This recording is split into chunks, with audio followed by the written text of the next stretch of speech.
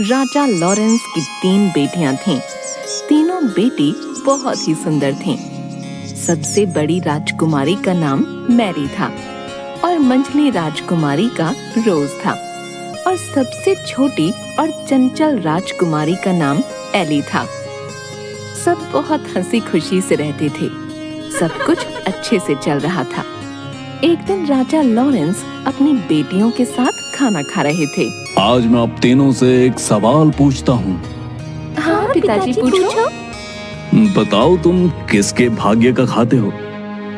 पिताजी, आप मेरे पिताजी हैं और मैं आपकी बेटी हूँ, इसलिए मैं आपके हक का खाती हूँ। रोज तुम बताओ, तुम किसके भाग्य का खाती हो? पिताजी, आप ऐसा क्यों पूछ रहे हैं? आप एक राजा हैं और मैं आपके राज्य में रहती हूँ, इसलिए मैं राजा यानी आपके भाग्य का खाती हूँ। लॉरेंस अपनी दोनों बेटियों के जवाब से बहुत खुश था। फिर उसने अपनी तीसरी बेटी को अपने पास बुलाया। एरी, तुम बताओ, तुम किसके भाग्य का खाती हो? पिताजी, हर इंसान और पशु पक्षी अपने अपने हक का खाते हैं, इसलिए मैं भी अपने हक का खाती हूँ। एली की ये बात सुनकर लॉरेंस को गुस्सा आ गया। ठीक है, अगर तुम अपने हक का खाती हो तो यहाँ से निकल जाओ। मैं भी देखता हूँ तुम्हारा भाग्य कितना बलवान है। मेरे दिए बिना तुम्हें कैसे खाना मिलता है। राजा ने गुस्से में आकर अपनी पुत्री को एक जंगल में छुड़वा दिया। लेकिन एली को समझ नहीं आया कि उसकी गलती क्या है। वो एक पेड़ के नीचे बैठी बैठी सोचती रही। थोड़ी देर बाद उसे नींद आ गई। जब वो सुबह उठी तो उसे प्यास लगी। वो चलने लगी। थोड़ी देर चलने के बाद उसे एक तालाब दिखा। उसने उस तालाब में जाकर हाथ मुंह धोए। तभी वो तालाब पूरा सूख गया। वो आश्चर्य में पड़ गई। उस तालाब के नीचे सीढ़ियां बनी हुई थीं। वो सीढ़ियों के सहारे से अंदर जाने लगी। तभी उसने देखा कि वहां एक राजकुमार खड़ा है। वो उसे देखकर डर गई और वहीं खड़ी हो गई। जब कुछ देर तक वो हिला डुला नहीं तो वो समझ गई कि ये एक मूर्ति है। उसने जैसे ही उस मूर्ति को छुआ, वो एक फाटक के रूप में बदल गया। ये सब क्या हो रहा है मेरे साथ? मुझे कुछ समझ नहीं आ रहा। वो थोड़ी देर तक वहीं रुकी रही और सोचने लगी। थोड़ी देर बाद वो उस गेट से अंदर चली गई। वो जैसे ही अंदर गई, उसने देखा कि वहाँ एक सुंदर सा बगीचा बना हुआ है और बगीचे में सुंदर सुंदर फूल लगे हुए हैं और उसके बीचों बीच एक पोखर है। वो पोखर के पास गई। उसने वहाँ पानी और बगीचे में गिरे हुए फल खाए और सो गई। तभी उसके सपने में एक एंजल आई। बेटी, तुम परेशान मत हो। तुम्हें मुझ पर भरोसा है ना? तो डरो मत, मैं हमेशा तुम्हारे साथ हूँ। जब तुम जागोगी, तुम्हें एक राजकुमार दिखाई देगा। उस राजकुमार को छू लेना। तुम जैसे ही उस राजकुमार को छुओगी, वो एक बहुत बड़े दरवाजे में बदल जाएगा। जब तुम उस दरवाजे के अंदर जाओगी तो तुम्हें एक महल दिखाई देगा। तुम उस महल के अंदर चली जाना।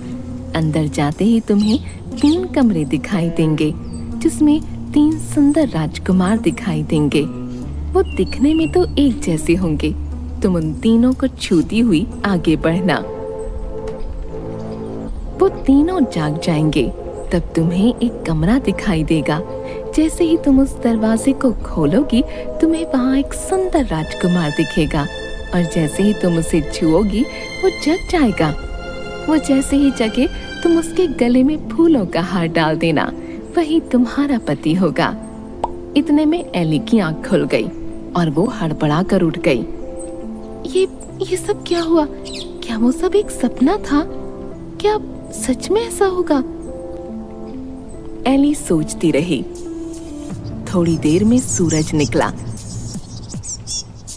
उसने बगीचे से फूल उठाए और उन फूलों से हार बनाने लगी।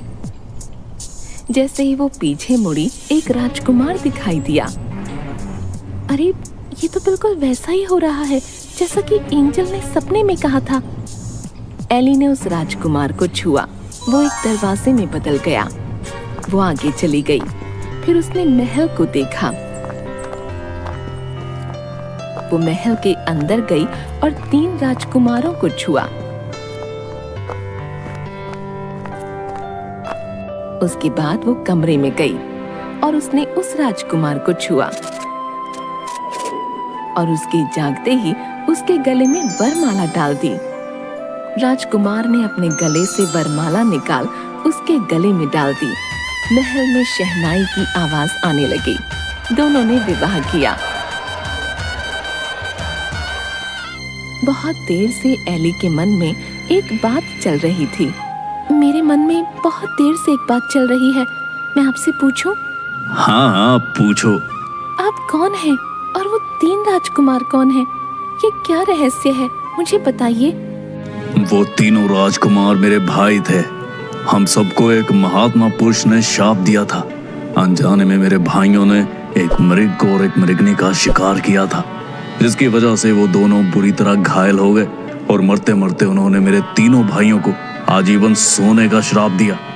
जब मुझे ये बात पता चली, मैं भागा भागा वहां गया तो उन्होंने मुझे ये कहते हुए शाप दिया कि तुम्हारे राज्य में ये सब हुआ है, इसलिए तुम भी पाप के भागी हो। मैं उनसे माफी मांगने लगा। मेरे माफी मांगने पर उन्होंने कहा, मैं अपना दिया हुआ शाप तो वापस नहीं ले सकता। हाँ, इसका एक उपाय बता सकता हूँ। उन्होंने उपाय बताते हुए कहा कि जब कोई धर्मोत्तम कन्या तुम्हें और तुम्हारे तीनों भाइयों को छुएगी, तुम सब वापस उसी अवस्था में आ जाओगे। आज तुमने आकर हमें एक नया जीवन दिया है। राजकुमार की बात सुनकर एली ने भी अपने साथ हुई सारी बात बताई और बताया कि किस तरह बिना अपराध के उसको दंड दिया गया और वो यहाँ तक पहुँची। राजकुमार ने उसे गले से लगा लिया और दोनों खुशी खुशी रहने लगे। थोड़े दिन बाद राजकुमार का राज तिलक किया गया और वो राजा बन गया और एली रानी। दोनों राज करने लगे। उनके राजा रानी बनने से उनकी प्रजा खुश थी। उनके राज्य में सब कुछ अच्छे से चल रहा था। लेकिन थोड़े ही दिनों बाद एली को अपने माँ बाप की याद आने लगी और वो उदास रहने लगी। एक दिन, क्या हुआ एली, तुम ऐसे उदास क्यों बैठी हो? मुझे अपने पिता की बहुत याद आ रही है। मैं उनसे मिलना चाहती हूँ। पता नहीं वो लोग कैसे हैं। मेरी बहनें, मेरी माँ, सब पता नहीं कैसे हैं। मुझे उनकी बहुत याद आ रही है। मेरे पिताजी को भी शायद अपनी गलती का एहसास हो चुका होगा। अगर ऐसा है तो चलो हम उनसे मिलने चलते हैं। तुम परेशान मत हो, हम कल ही तुम्हारे घर जाएंगे। दोनों राजसी ठाठ के साथ वहां पहुंचे। जब लॉरेंस ने देखा कि कोई राजा उनके राज्य की ओर अपनी सेना और हाथी घोड़ों के साथ आ रहा है तो वो डर गए। लेकिन वो कुछ नहीं कर सकते थे क्योंकि उनका अपना सारा खजाना खाली हो चुका था और उनके दोनों दामाद उनसे राज्य में हिस्सा मांग रहे थे। उनकी प्रजा भी दुखी थी। राजा लॉरेंस बहुत परेशान हो चुके थे। जब वो दोनों उनके सामने आए, वो एली को रानी के भेष में पहचान ही नहीं पाए। थोड़ी देर गौर से देखने के बाद उन्होंने पहचाना कि वो उनकी बेटी एली है। वो उसे देखते ही रोने लगे और अपनी गलती की माफी मांगने लगे। मुझे माफ कर दो एली, मैंने तुम्हें सच बोलने की सजा दी। तुमने सच कहा था कि हर कोई अपने भाग्य का खाता है। पिताजी, आप माफी मत मांगो। आप अगर मुझे जंगल में न छोड़ते तो मुझे ये खुशी के दिन कैसे देखने को मिलते। इतना कहते ही लॉरेंस की आंखों से आंसू गिरने लगे और उसने अपनी बेटी को गले से लगा लिया और वो सब खुशी खुशी रहने लगे।